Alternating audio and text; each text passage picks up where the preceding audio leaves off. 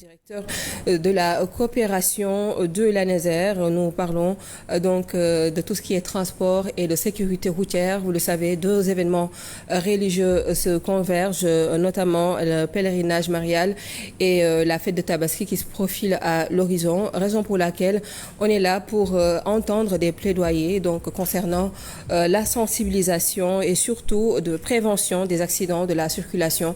Bonsoir Monsieur Gueye, ravi de vous accueillir sur ce plateau. Merci beaucoup madame, le plaisir est partagé. Avec nous, cher Chadbou Fall, pour mener à bien l'entretien. Bonsoir, cher. Bonsoir Astou et bonsoir à l'ensemble de nos téléspectateurs. Un plaisir d'assister à ce bloc d'information dans un contexte où on doit parler de plaidoyer, mais aussi de deux événements, comme vous l'aviez si bien introduit, la Tabaski, mais aussi le pèlerinage marial de Popenguine. Aujourd'hui, M. Gueye, on a deux accidents, l'un sur l'axe nord, c'est-à-dire sur la RN1, mais aussi l'autre c'est du côté de Kolda. Malgré le plaidoyer de l'ANASER, malgré le plaidoyer des acteurs qui gravitent autour du transport, pour vous, qu'est-ce qui bloque toujours le plaidoyer, la sensibilisation pour vraiment avoir les résultats escomptés, pour vraiment limiter le nombre d'accidents? Malheureusement, nous l'avons tous constaté, c'est venu comme le cheveu dans la soupe.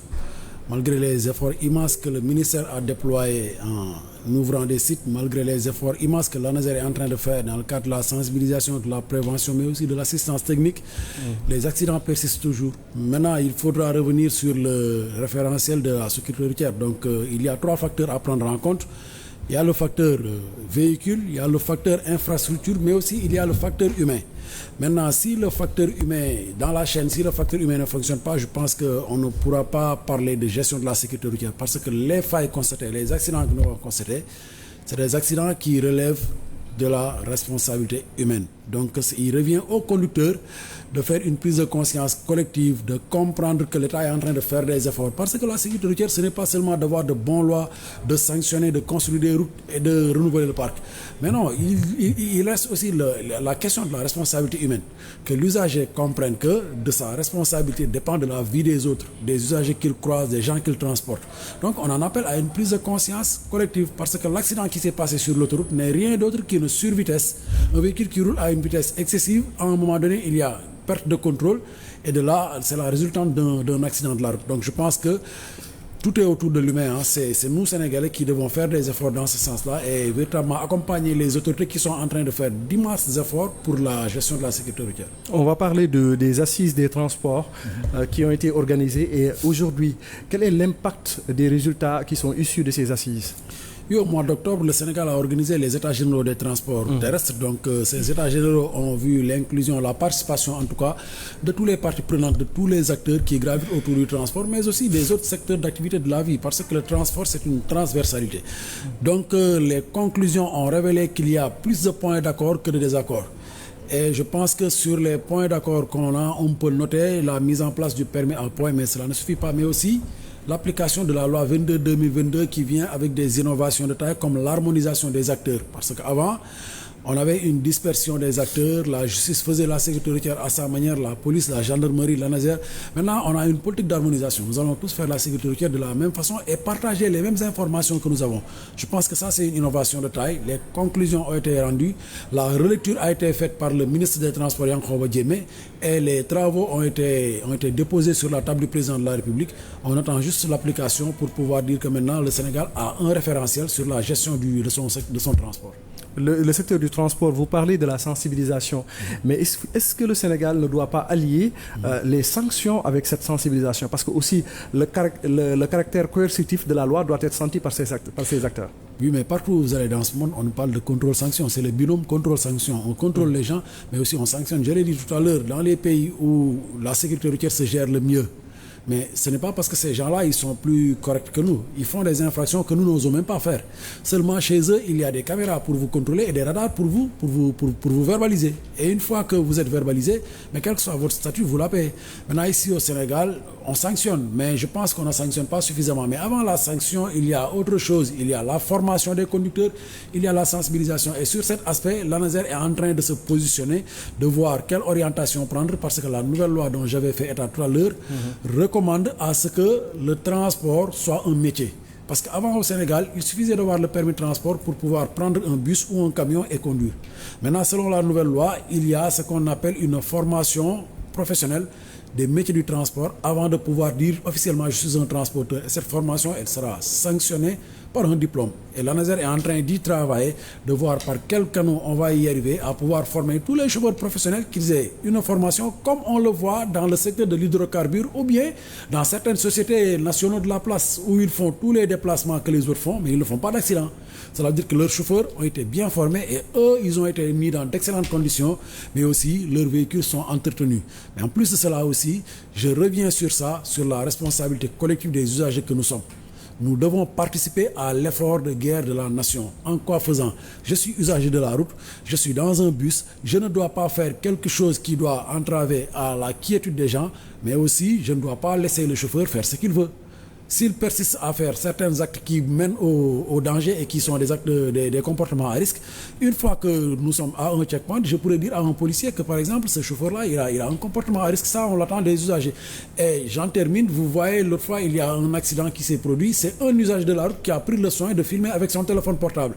Et à partir de cette image, le chauffeur a été rattrapé, il a été condamné à 3 ans de prison et son permis a été annulé. Et le système d'obtention des permis également est souvent décrié. Est-ce que vous avez eu à faire des propositions allant dans ce sens-là? Oui, ça a été discuté lors des états généraux et tout le système est à revoir parce que nous utilisons des séries de tests qui datent déjà de très longtemps, mais aussi c'est des séries de tests qui ne répondent plus aux normes.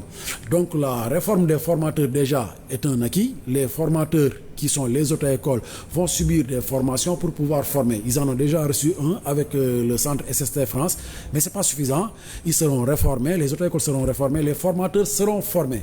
Mais aussi, il y aura un canevas parce que ce qu'on n'avait pas avant, c'était une harmonisation de la formation. Chaque auto-école formée selon ses désirs. Maintenant, il y aura une harmonisation qui sera définie par l'État et ils seront tous obligés de se fier à cette harmonisation-là. Et la formation sera beaucoup plus rigoureuse et on va vers même une mise en place de l'application audiovisuelle pour l'examen du code de la route, pour éliminer le contact physique. Parce que vous n'êtes pas sans savoir que durant ces examens, on nous parle souvent de corruption et de faits que nous pouvons tous décrier. Justement, la corruption qui est un acte vraiment qui peut être à l'origine de toute cette situation aujourd'hui. Est-ce qu'aujourd'hui, la corruption, vous avez déjà mis un mécanisme pour lutter contre la corruption, aussi bien sur les routes, mais aussi au niveau de l'obtention du permis de conduire? C'est aussi simple que ça. La transformation digitale, elle va nous aider à gérer tous ces problèmes-là. Du point de vue des examens de permis de conduire, nous allons vers une application audiovisuelle où le candidat qui vient passer son examen, il n'est pas en contact avec un examinateur. Il vient, il est face à un terminal, un ordinateur, il met son casque, il choisit la langue qu'il veut. Et le code a été traduit en 7 langues nationales. Donc, quelle que soit la langue que vous avez, l'interlocuteur vous parlera sur cette langue-là et vous serez évalué sur la base de cette langue-là. Une fois que vous finissez votre examen, instantanément, vous avez le résultat qui sort sous forme de ticket. On avait fait du benchmarking au Maroc, c'était en 2014, ça fait longtemps, mais on est en train de remettre ça au goût du jour. Et je pense que si on en arrive, qu'il n'y aura plus de contact humain lors des examens théoriques et lors des examens pratiques, ce sera sur site avec un canevas d'examen qui fera que le candidat, dès qu'il finit son examen, il saura avant qu'on lui donne le résultat s'il a réussi ou s'il a échoué. Maintenant, on est en train d'y travailler, on va essayer de voir avec les partenariats que l'ANASER pourrait avoir avec la DGTT, avec l'appui de l'État du Sénégal, si on peut avoir des partenaires comme la Banque mondiale, comme la BAD, qui pourront financer ces initiatives, ces projets-là, on va y arriver. Par rapport au contrôle routier, on est en train de tester les radars. Vous allez sur les autoroutes, sur la Vilaine, il y a des radars qui sont déjà fonctionnels et qui sont en train de faire leur travail. On ne peut pas verbaliser pour le moment parce que la loi ne le prévoit pas. La loi 2030 ne le prévoit pas pour l'instant. Mais on est en phase test pour dire aux Sénégalais que vous devez commencer à comprendre maintenant. Il y a des caméras qui vous surveillent et il y a des radars qui vous verbalisent. Et une fois que ces radars-là auront pris des photos, la verbalisation sera envoyée directement dans une plateforme où il n'y a pas moyen de faire une intervention humaine pour pouvoir annuler cette contravention-là. Vous allez la payer. Et nous savons tous que les Sénégalais ont horreur de payer. Donc une fois qu'on commencera à taper sur les poches, après la formation bien sûr et la sensibilisation, je pense qu'on aura atteint le niveau où on va dire qu'on va réduire les accidents. Là, on est à une phase de stabilisation parce que ce qu'on peut faire, c'est de la sensibilisation et en quelque sorte de la répression. Mais ce n'est pas suffisant. Avec la transformation digitale, avec les réformes, je pense qu'on arrivera. La sensibilisation, aujourd'hui, on va parler un peu de la communication de l'ANASER. On n'a pas senti vraiment une communication qui correspond aux réalités actuelles. L'ANASER n'est pas connue, ses actions ne sont pas très visibles, ne sont pas connues des usagers. Qu'est-ce qui bloque l'ANASER sur ce plan? Oui, ça c'est en train d'être corrigé parce que l'ANASER est sous une nouvelle direction. C'est un nouveau directeur qui est là. Il a donné de nouvelles orientations pour le transport, pour la communication. Donc, ils sont en train d'étudier les nouvelles techniques de communication à travers le digital, à travers les influenceurs, mais aussi faire en sorte que la sécurité routière soit dans le quotidien des Sénégalais. Donc, ça, c'est actuellement en phase d'expérimentation. C'est pas encore finalisé, mais je pense qu'une fois qu'on y sera, vous allez sentir l'ANASER dans les plateformes digitaux, vous allez sentir l'ANASER aussi dans tous les médias classiques, parce que la sécurité routière aussi, c'est un domaine où il faut beaucoup communiquer pour que les gens sentent que nous sommes là, c'est ce que nous faisons et on appelle les gens à ces comportements-là et c'est avec ça que nous allons atteindre les objectifs que le ministre nous a fixés. Le ministre Yankhoba Diémé, depuis son arrivée, a beaucoup fait, par exemple, mis l'accent sur le terrain. Aujourd'hui, sur l'espace des gares routières du Sénégal, est-ce qu'aujourd'hui vous avez des stratégies que vous avez entamées à l'endroit des chauffeurs, mais à l'endroit des usagers qui viennent dans ces gares routières? Cette instruction du ministre, non seulement elle a été respectée, mais je pense que le DG de l'ANASER, M. Atoumane Sy, a anticipé avant même cette instruction. Parce qu'à son arrivée à la tête de l'ANASER, il a trouvé que l'ANASER doit normalement avoir des pôles, des représentants dans les régions. Il a trouvé qu'il y avait le pôle de Saint-Louis, le pôle Nord, et ça s'arrêtait là. Maintenant, il a accéléré ça en s'arrimant à la vision Agenda 2050 et en créant 8 pôles supplémentaires. Et le déploiement a été fait avant la première quinzaine du mois de mars. On a installé 5 pôles régionaux et les agents qui sont là, ils font un travail remarquable au niveau des gares routières. Vous allez à la grande gare routière de Kaolack, station Baba Gueye, vous trouverez les agents de l'ANASER. À Thiès, ils y sont. À Saint-Louis, ils y étaient déjà. À Kaolack et à Ziguinchor. Ce qui fait que donc, avant ce qu'on avait, on avait l'ANASER à Dakar, Maison-Mère, et ça s'arrête là. Maintenant, quand il y a un événement, ils sont déployés sur toute l'étendue du territoire national. Et c'est une directive du ministre, mais je pense qu'on avait déjà anticipé en déployant ces 8 pôles supplémentaires. Et je pense qu'ils sont en train de faire un travail remarquable et on atteste le travail qu'ils sont en train de faire lors des déplacements de masse comme la Tabaski et le Marial Popenguine. La Tabaski avec aussi le pèlerinage Marial de Popenguine, nous avons 2 accidents à l'heure actuelle.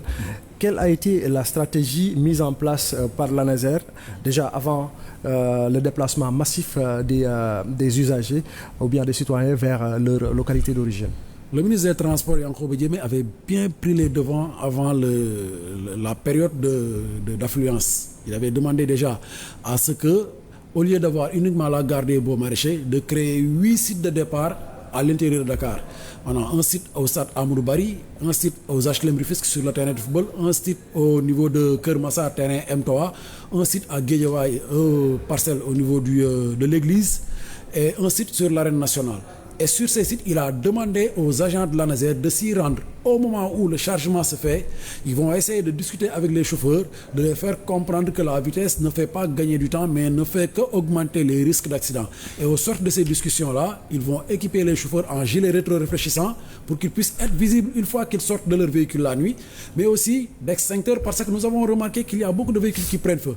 Si vous avez un extincteur et qu'on vous explique comment l'utiliser, parce que l'extincteur, ce n'est pas pour éteindre, mais pour maîtriser un départ de feu. Vous avez un départ de feu, vous la maîtrisez, après vous appelez les techniciens spécialisés en ça pour pouvoir continuer le reste. Mais aussi des triangles de présignalisation pour dire aux chauffeurs, vous tombez en panne, vous devez vous rendre visible. Parce qu'il y a beaucoup d'accidents qui se passent, surtout sur les routes nationales. C'est un véhicule qui tombe en panne, qui ne se rend pas visible, un autre véhicule vient, il le prend dedans et les gens, ils meurent. Et même sur l'autoroute, on a vu des véhicules qui étaient sur la bande d'arrêt d'urgence en panne, ils ne se sont pas rendus visibles. Malheureusement, il y a 11 personnes qui ont perdu la vie. Donc, on a appris de ça, de ces facteurs d'accident-là, pour en parler aux chauffeurs, mais aussi pour les équiper de ces éléments basiques, mais qui est du grand inconnu des conducteurs sénégalais. Mais les facteurs aussi sur le plan infrastructurel, aujourd'hui, vous êtes, c'est-à-dire, l'État est souvent pointé du doigt à cause du manque d'éclairage sur certaines routes. Tout à fait. Qu'est-ce que vous avez fait pour alerter ou en remédier? Sur ce point-là, je pense que la GIRUT est en train de faire des efforts parce que nous, au niveau de l'ANASER, on a la division audit et conformité. C'est la division qui, avant la réception d'une route, qui va faire les inspections techniques pour pouvoir donner son quitus ou bien faire des recommandations d'amélioration de sécurité. Maintenant, la GIRUT est en train de faire des efforts. Seulement, on a des référentiels qui nous viennent de l'international, comme la norme ISO 39001, qui dit que une autoroute, lorsqu'elle traverse une agglomération, elle doit être éclairée. Mais en race campagne, il n'y a pas d'obligation de mettre de l'éclairage. Donc vous allez partout dans ce monde, les autoroutes ne sont pas éclairées partout. Maintenant, sur les routes nationales, il y a des efforts à faire. Vous pouvez remarquer sur la route nationale entre je pense, Kébémer et... La route nationale numéro 1. Sur la route nationale numéro 1, il y a un tronçon où je ne me souviens plus. Sur 5 km, il y a de l'éclairage public avec des panneaux solaires qui aident vraiment les conducteurs. Et ce modèle-là sera reproduit sur tous les autres axes des routes nationaux. Mais il faut comprendre que la gestion de la sécurité routière se fait sur une décennie.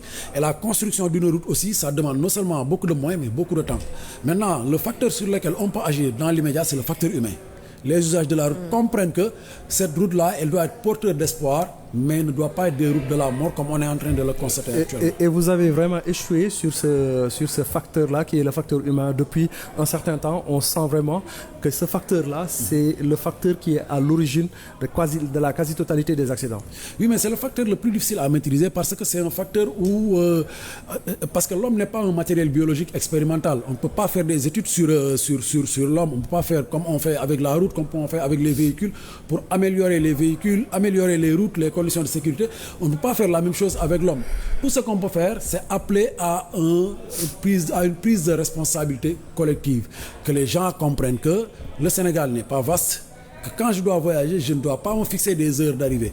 Et que les routes ne sont pas encore totalement aux normes comme on le voudrait, que l'on fasse preuve de retenue, que l'on lève le pied, que l'on roule moins. Parce que là, on est en période de tabaski. L'accident que vous avez cité tout à l'heure, moi, je me suis déplacé sur ce site-là, mais quand vous voyez l'état du véhicule, ça renseigne sur la vitesse à laquelle le véhicule roulait au moment de l'impact. Ce qui veut dire quoi?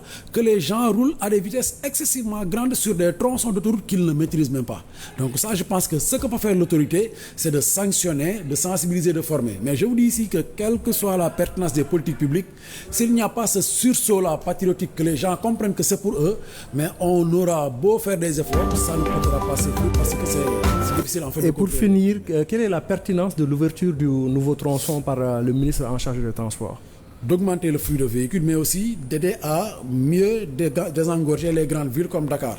L'ouverture de cette route-là pourra permettre de libérer un tout petit peu les routes nationaux, la traversée des agglomérations, ce qui était non seulement problématique, mais source de danger. Et ça ne va pas favoriser les accidents aussi, parce que si l'on ne maîtrise pas une route, donc ça va se compliquer pour le chauffeur. Oui, sur ce, on a essayé de travailler avec les FDS. La police et la gendarmerie sont très présents sur cet axe autoroutier Thiadia et Fatick qu'on a ouvert récemment, qui n'a pas d'équipement, qui n'a pas d'éclairage, qui n'a pas de signalisation, mais il y a les forces de l'ordre qui sont là, qui sont en train de poser des serpentins qui font que les usagers seront obligés de réduire leur vitesse entre chaque 5 et 10 km. Maintenant, là où il y a les forces de l'ordre, quand l'usager vient là-bas, il est correct, il fait ce qu'on lui demande de faire. Maintenant, c'est entre ces différents checkpoints-là que se pose le problème. Et entre ces différents checkpoints, la seule chose qu'on peut faire, c'est de compter sur le sursaut patriotique et la responsabilité collective des usagers de la route pour qu'ils puissent comprendre qu'ils ont une responsabilité face à cela et qu'ils ont leur rôle à jouer pour accompagner les initiatives de l'État. Merci beaucoup, Monsieur Moustapha Gueye. Vous êtes le directeur de la coopération de la Nazer. Nous parlions du plaidoyer pour prévenir les accidents de la circulation en vue des deux événements religieux comme la Tabaski et le pèlerinage marial de Popenguine. Voilà, c'était votre bloc d'information, version française. Tout de suite, le journal de 20h. Madame, merci, c'est parfait.